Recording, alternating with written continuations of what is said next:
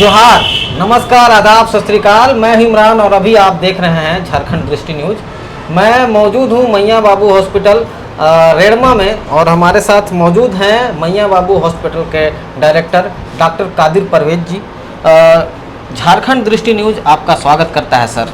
धन्यवाद सर, मैं कुछ सवाल लेके आया हूं जो लोगों के जीवन में काफ़ी कारगर साबित होने वाला है, जिससे लोग, बहुत सारे लोग ऐसे होते हैं जो वंचित होते हैं, जिनको पता ही नहीं होता है कि ऐसा करने से भी ऐसा हो सकता है और आप उनके जीवन में बहुत एक काल के रूप में वो चीज़ उभर जाता है। मेरा आपसे एक सवाल है सर, जिसको HIV के नाम से जानते हैं, और वो HIV जो है वो कैसे होता है और क्यों होता है और इसका क्या बचाव है, थोड़ा इसके बारे में बताइए सर। HIV एक वायरल डिजीज़ है जिसमें शरीर का इम्यूनिटी सिस्टम ख़त्म हो जाता है, जिसके बाद शरीर में किसी भी बीमारी से लड़ने की जो कैपेसिटी होती है, जो क्षमता होती है, वो कम हो जाती है और कोई भी बीमारी उसको आसानी से अपने शिकंजे में ले सकता है और कोई भी बीमारी उसको आसानी से हो सकता है। तो सबसे पहले इसका जो है ये है कि जो प्रिवेंशन है, मतलब इसका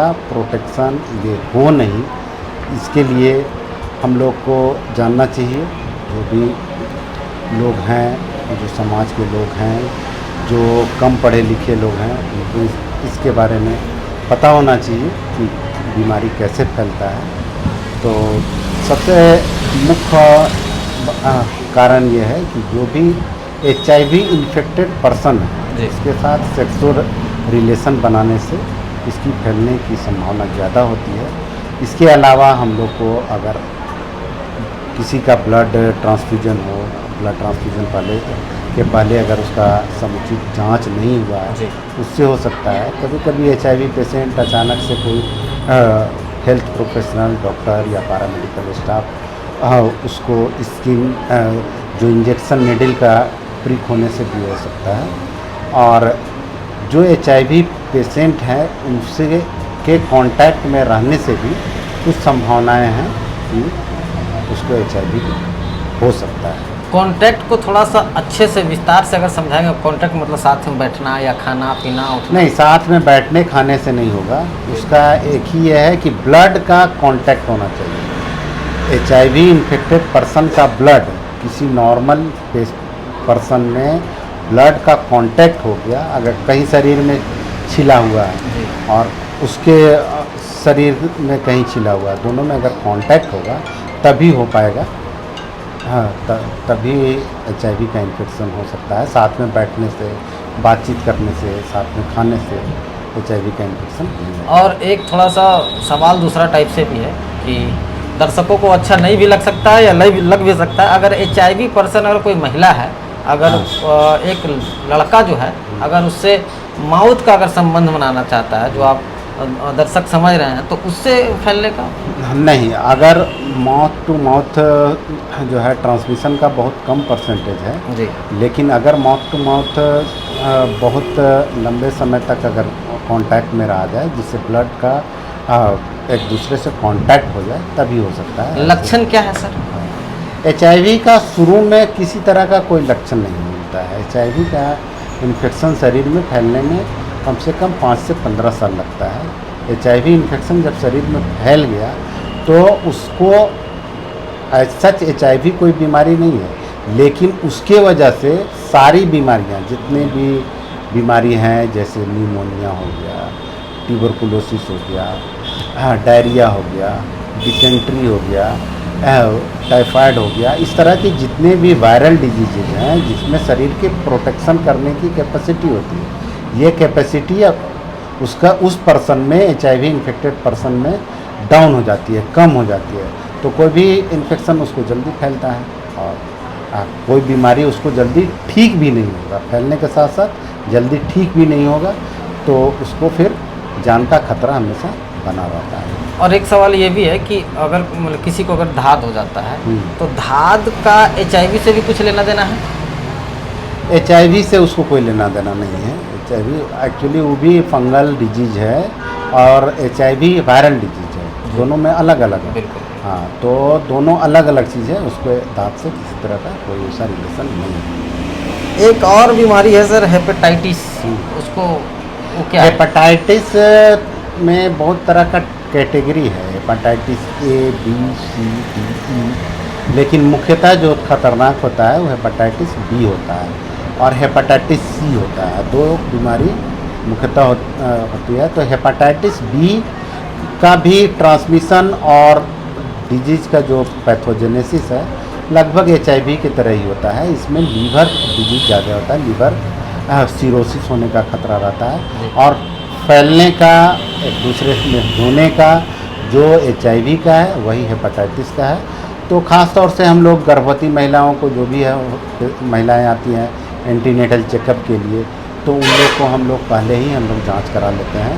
HIV, हेपेटाइटिस बी, सी और VDRL ये जांच हम लोग कराते हैं ताकि इस तरह की बीमारी पहले से नहीं हो और अगर है तो उसके आने वाले बच्चे में ना हो, इसके लिए हम लोग प्रोटेक्शन का उपाय करते हैं। चूँकि आप इतने बड़े हॉस्पिटल के डायरेक्टर हैं तो जाहिर सी बात है कि यहाँ पे पेशेंट आते होंगे और आप HIV जांच करते भी होंगे। आपके अनुसार भारत में लगभग कितने दिनों के बाद या फिर कितने सालों के बाद HIV का जो मात्रा है वो ज़्यादा हो जाएगा आपके हिसाब से? हमें HIV का मात्रा धीरे धीरे बढ़ते जा रहा है। पहले जो है HIV सबसे ज़्यादा महाराष्ट्र और तमिलनाडु में हुआ करता था और अभी झारखंड में ख़ास तौर से हम लोग देखते हैं इसका भी परसेंटेज बहुत अच्छा नहीं है। यहाँ भी HIV इन्फेक्टेड पेशेंट बहुत सारे हैं। इसका मुख्य कारण है कि जो लोग बाहर जाते हैं कमाने या जो लोग ड्राइवर हैं, अनप्रोटेक्टेड सेक्सुअल रिलेशनशिप बनाते हैं, इनमें HIV का खतरा ज़्यादा रहता है और हमारा झारखंड में इसकी जागरूकता होनी चाहिए जी। और लोग जागरूक होंगे ताकि इससे हम लोग बच सकें। इसका कोई रोकथाम या रोकथाम वही है, अनप्रोटेक्टेड सेक्सुअल रिलेशनशिप नहीं बनाना है। सर अगर किसी को HIV हो गया उसके बाद उसका क्या? HIV हो गया तो उसका इलाज हमारे भारत सरकार NACO के थ्रू फ्री करती है। उस पेशेंट को अगर पॉजिटिव आ गया तो हमारे गवर्नमेंट हॉस्पिटल में उसकी दवाएं मुफ्त मिलेंगी और उसके लिए उसको कुछ नहीं करना होगा, सिर्फ वहाँ रजिस्टर्ड हो जाएगा, उसको दवाइयाँ मिलती रहेंगी और डॉक्टर के परामर्श में रहेगा। जितना दिन उसका लाइफ सर्वाइवल हो सकता है रहेगा। ये नहीं है कि HIV हुआ और पेशेंट का डेथ हो जाएगा, ऐसा नहीं होता है। मतलब बचने का चांस है, मतलब जितना दिन तक वो बच सकता है वो ये कहा नहीं जा सकता है। ठीक है। एक और मैंने खबर में चलाया था, एक छोटा सा बच्चा था जिसको रैबिज हो गया था सर। कुछ महीने पहले एक बच्चे को एक कुत्ते ने काट लिया था। उसके बाद उसके पिताजी ने या फिर बच्चे ने अपने घर पे नहीं बताया, तो उसके बाद उसकी दर्दनाक तरीके से मौत हो गई थी और जिसमें 17 मिलियन लोगों ने हमारे चैनल के माध्यम से देखा था। तो रैबिज के बारे में बताइए सर, रैबिज क्या है? रैबिज भी एक तरह का वायरल डिजीज ही है और रैबिज जो होता है ये होता है एक्चुअली मुख्य रूप से डॉग बाइट से, कुत्ते के काटने से होता है या कोई जंगली जानवर काट लिया, बिल्ली काट लिया, उसके वजह से होता है। तो इसका प्रिवेंशन ये है कि अगर काट लिया है तो उसके लिए anti rabies vaccine government hospital में अवेलेबल है। उसका जो शेड्यूल है उसके हिसाब से एंटी रैबिज वैक्सीन लेना है, यही प्रिवेंशन है इसका। सिर्फ अगर एक बार रैबिज हो गया तो उसका बचना बहुत मुश्किल है। अभी तक हमको लगता है कि एक या दो पूरे वर्ल्ड का रिकॉर्ड में 1 या 2 लोग ही रैबिज से बच पाए हैं। होने के बाद लगभग बचना नामुमकिन है। सिर्फ कुत्ते के काटने से रैबिज हो सकता है या और? कुत्ते के काटने से, जंगली जानवर के काटने से, बिल्ली के काटने से। और एक टेटवेट के बारे में बताइए सर, जो टेटनस का सुई लगता है वो कब, कौन सी परिस्थिति में, या फिर अभी गांव देहात में ये माहौल है कि अगर जंग लगा हुआ कोई कील गड़ गया तभी जाके लोग ऐसा सोचते हैं कि कोई भी स्किन में अगर इन्फेक्शन होता है, स्किन में कटता है तो उसमें टेटनस होने का खतरा रहता है। और यह है कि टेटनस का जो बैक्टीरिया है क्लोस्ट्रीडियम टेटेनी, उसका ग्रो करने के लिए जहाँ ब्लड सप्लाई कम होता है उसमें वो ग्रो तेज़ी से करता है। तो जहाँ ब्लड सप्लाई बहुत ज़्यादा है तो उसमें टेटनस होने का खतरा कम रहता है। लेकिन उसके प्रिवेंशन के लिए हम लोग को टेटनस का इंजेक्शन ले लेना चाहिए, ज़्यादा अच्छा है। प्रिकॉशन के तौर पर कहीं भी कट गया, जंग लगा हो नहीं लगा हो, आप टेटनस का इंजेक्शन ले लीजिए, बहुत महंगा नहीं मिलता है, गवर्नमेंट हॉस्पिटल में फ्री में अवेलेबल है, तो आप ले सकते हैं, ले लेना ही चाहिए, ये ज़्यादा अच्छा है। तो ये डॉक्टर कादिर परवेज़ सर ने जो बताया आपके जीवन में काफ़ी कारगर साबित होगा।